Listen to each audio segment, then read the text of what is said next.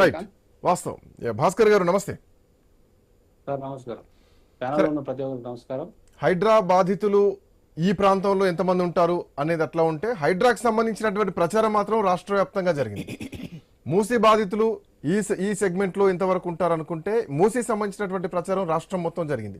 So Hydraa వస్తుంది, బుల్డోజర్లు వస్తున్నాయి, హైదరాబాద్ మొత్తాన్ని కూడా కూలగొట్టుతున్నారు, మొత్తం బఫర్ జోన్లు FTL పరిధి లోపల ఉన్నటువంటి అన్ని ఇల్లు కూలగొడుతారో భయం తీసుకొచ్చారు.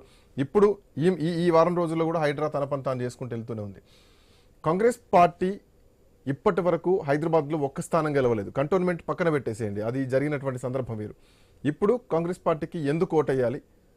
కాంగ్రెస్ పార్టీ స్థానిక సంస్థల ఎన్నికల విషయంలో బీసీలను మోసం చేసింది అన్నటువంటి అపవాదు ఇప్పటికే మీ పైన వచ్చింది. మీరు ఎంచుకున్న దారి కరెక్టే, కానీ ఆ నిర్ణయం కరెక్టే, బట్ ఆ గమ్యాన్ని చేరడంలో మాత్రం చాలా తప్పిదాలు జరిగినాయి. Why Congress party, why not another party? అందరికి నమస్కారం. నమస్తే. అందరికి సార్, ఇప్పుడు మీరు అన్నట్టు హైడ్రా వల్లనే తప్పు జరిగితే, హైడ్రానే తప్పు నిర్ణయం అయితే, హైదరాబాద్ లో ఉన్నటువంటి ప్రజలు హైడ్రాకి బ్రహ్మరథం పట్టరు. మీరు చూడండి, బతుకమ్మ కుంటను ప్రతి ఒక్కరు హర్షిస్తున్నారు. ప్రతి ఒక్క సామాన్య ప్రజల నుంచి మొదలుకొని రాజకీయ పార్టీలు ప్రతి ఒక్కరు బతుకమ్మ కుంటను ఒక బతుకమ్మ కుంట ఒకటే బయటికి కనిపిస్తుంది. అలాంటివి ఎన్నో విషయాలు, ఎన్నో నాళాలు, ఎన్నో ప్రభుత్వ స్థలాలు హైడ్రా ద్వారా కాపాడబడ్డాయి. అదేవిధంగా ప్రభుత్వ స్థలాలే కాకుండా చాలా మంది అక్రమార్కుల చేతిలో ఉన్నటువంటి ఈ అసైన్ ల్యాండ్స్ మీరు ఆ మధ్యలో చూసినట్టయితే, కొంతమంది అక్రమార్కులు గత ప్రభుత్వంలో కబ్జాలు చేసి వాటిలో వాటర్ ఫిల్టర్లు పెట్టుకొని పేదల పేర్లు చూపుకొని వాళ్ళు కబ్జాలు చేసినటువంటి వాతావరణము హైదరాబాద్ వల్ల కాపాడబడ్డాయి. అదేవిధంగా ఇప్పుడు జూబ్లీస్ ఎలక్షన్స్కి వస్తే, జూబ్లీస్ ఎలక్షన్లో మేము ఇచ్చినటువంటి ఏదైతే టికెట్ ఉందో అది చాలా, అది బీఆర్ఎస్ కానీ బీజేపీ కానీ వాళ్ళకి కనిపించేది సింపతి అండ్ మతము కులం మీద వాళ్ళు మాట్లాడుతూ ఉంటారు. మేము మాత్రం ఏదైతే ఈ 42 రిజర్వేషన్ ఉందో 100% మేము నిబద్ధతతో ఉన్నాం, దాని మీద వర్కౌట్ చేసాం. కొంత లీగల్గా సమస్యలు వచ్చాయి తప్ప దాని మీద ఎలాంటి స్టాండ్ మారేటువంటి పరిస్థితి లేదు. కాబట్టి అంత ఈజీ కూడా కాదు, నిజానికి అంత ఈజీ కాదు. మీరు చెప్పినంత ఈజీగా 42% రిజర్వేషన్ వచ్చేటువంటి పరిస్థితులు కనిపించట్లేదు. ఎందుకంటే దాంట్లో లీగల్ ఇష్యూస్ చాలా తీవ్రంగా ఉన్నాయి. పార్లమెంటరీ స్థాయిలో చేయాల్సినటువంటి ప్రస్తావన అండ్ రాజ్యాంగ సవరణ చేయాలి, సవరణ కూడా అంత ఈజీ కాదు. ఈరోజు నేను జేడి లక్ష్మీనారాయణ గారితో ఇవాళ మాట్లాడినా, మొత్తం కూలంకషంగా అన్ని చర్చించుకుంటే వచ్చినటువంటి అవుట్పుట్ ఇది. కొన్ని ఏళ్ల పాటు జరగాల్సినటువంటి సుదీర్ఘమైనటువంటి ప్రయాణం, నిరవధికంగా ఎన్నికలు వాయిదా పడ్డ పెద్ద ఆశ్చర్యం లేదు. సో ఈ అంశం కాంగ్రెస్ పార్టీని, మీరు ఇచ్చినటువంటి హామీ కాంగ్రెస్ పార్టీకే ఇది ఉరితాడులాగా మారిందని చెప్పడంలో సందేహమే లేదు. పులి మీద స్వారీ అన్నారు, ఆ స్వారీ నిజంగానే కాంగ్రెస్ పార్టీ చేస్తోంది. బట్ ఇది 100% అలాంటి ప్రమాదం ఏమి ఉండదు కాంగ్రెస్ పార్టీకి. ఏదైనా ఇప్పుడున్న పరిస్థితుల్లో ఏదైనా ప్రమాదం ఉందంటే బీజేపీ పార్టీకి. ఎందుకంటే రాష్ట్ర ప్రభుత్వంగా, రాష్ట్ర పార్టీగా మేము ఏం పనులు చేయాలో మేము అన్ని పనులు చేసాం. శుద్ధి బీసీల పట్ల బీజేపీ పార్టీకి, బీఆర్ఎస్ పార్టీకి లేదు. కాబట్టి అసెంబ్లీలో ఒక మాట, బయటకు వచ్చాక ఒక మాట.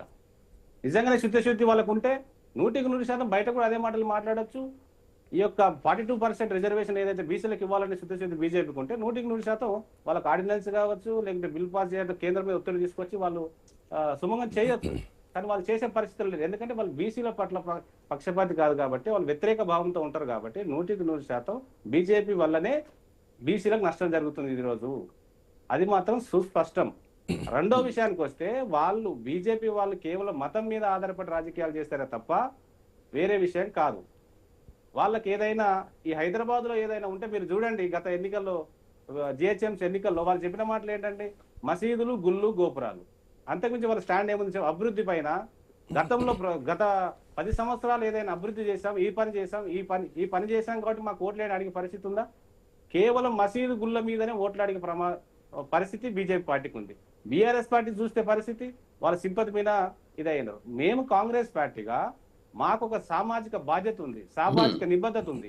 మేము 100% అన్ని వర్గాల ప్రజలకి ప్రాతినిధ్యం ఉండాలనేటువంటి భావంతో ఈరోజు నవీన్ యాదవ్ గారికి టికెట్ ఇచ్చాం. ఆ రకంగా నవీన్ యాదవ్ గారు టికెట్ ఇవ్వడంతో పాటు లోకల్ గా వారు మీరు చూసుకోవచ్చు, ఇండిపెండెంట్ గా పోటీ చేసిన కూడా వారి యొక్క భారీ ఓట్లు వచ్చిన పరిస్థితి ఉంది. కాబట్టి స్థానికంగా బలంగమైనటువంటి నేత నవీన్ యాదవ్ గారు, అదే రకంగా సామాజికంగా ప్రాతినిధ్యం ఇవ్వాలన్నటువంటి పరిస్థితులలో బట్ ఒక పనిచేయడం అభ్యర్థి ఇవ్వడం టికెట్ జరిగింది. విషయంలో తొందరపడి నిర్ణయాలు తీసుకుంటున్నారు, సొంత నిర్ణయాలు తీసుకుంటున్నారు, అందరితో చర్చించి నిర్ణయం తీసుకునేటువంటి పరిస్థితి లేదు. సో ఇప్పటికే మంత్రుల విషయంలో, సామాజిక కోణాల విషయంలో పొన్నం ప్రభాకరు లేదంటే అడ్లూరి విషయంలో జరుగుతున్నటువంటి గొడవలు కానీ తక్కువ చేసి చూస్తున్నారు. కాంగ్రెస్ పార్టీలో ఇట్లాంటి అహంభావం ఉంది, ఇట్లాంటి బిహేవియర్ ఉంది అన్నది ఈరోజు బయట ప్రపంచానికి తెలిసేలా ఉంది. దళితులను అవమానిస్తున్నారు, దళితులను పక్కన కూర్చునేటువంటి పరిస్థితి కూడా లేదు అన్నది. ఇంకోవైపు జీవన్ రెడ్డి పార్టీ కార్యకర్తలను కూడా పట్టించుకునేటువంటి పరిస్థితి లేదు, పార్టీ కార్యకర్తలకు అన్యాయం జరుగుతుందని. ఇంకోవైపు పార్టీ మారించినటువంటి ఎమ్మెల్యేలు ఏ పార్టీలో ఉన్నారో చెప్పుకోలేనటువంటి పరిస్థితి, ఆ పార్టీ మారిన ఎమ్మెల్యేలతో వచ్చినటువంటి కార్యకర్తలు కూడా ఏ పార్టీలో ఉన్నామో చెప్పుకోలేనటువంటి పరిస్థితి. ఎవరికి అవకాశాలు ఇవ్వాలి, ఎవరికి అవకాశం ఇవ్వాలి అని చెప్పేసి ఇన్ని కన్ఫ్యూజన్ల మధ్యలో కాంగ్రెస్ పార్టీ ఉంది. ప్రతిపక్షం ఇవన్నీ కూడా ఆయుధాలు చేసుకుంటోంది. ఇప్పుడు సింపుల్ అండి, పొన్నం ప్రభాకర్ గారిది మంత్రి అడ్లూరు లక్ష్మణ్ గారి ఇష్యూ క్లోజ్ అయింది. వాళ్ళిద్దరు కలిసి మాట్లాడుకున్నారు, టిఫిన్ చేశారు, మా పార్టీ పెద్ద మనుషులు మాట్లాడారు. అది అక్కడ ఒకరు అనని మాట ఇంకొకరు అనుకున్నట్టు భావించి అది కొంచెం మిస్అండర్స్టాండింగ్ జరిగింది తప్ప అది ఎక్కడ కూడా వారి మధ్యలో ఎలాంటి విభేదాలు లేవు. అది స్పష్టంగా వాళ్ళు అది కలుస్తారన్న విషయం అందరికీ తెలుసు. ఇద్దరి మధ్యలో ఒక మధ్యవర్తిత్వం జరుగుతుందని కూడా తెలుసు. బట్ ఈ లోపే జరగాల్సిన నష్టం సామాజిక కోణంలో జరిగిపోయింది, అది పాయింట్. అట్లా ఏం అనుకోవద్దు. జనరల్ గా ప్రతిపక్ష పార్టీలకు ఆ రకంగా అనిపిస్తుంది తప్ప సమాజానికి అట్లా ఏం లేదు మెసేజ్. మీరు తిట్టుకోలే ప్రతిపక్ష పార్టీలు ఎందుకంటున్నారు?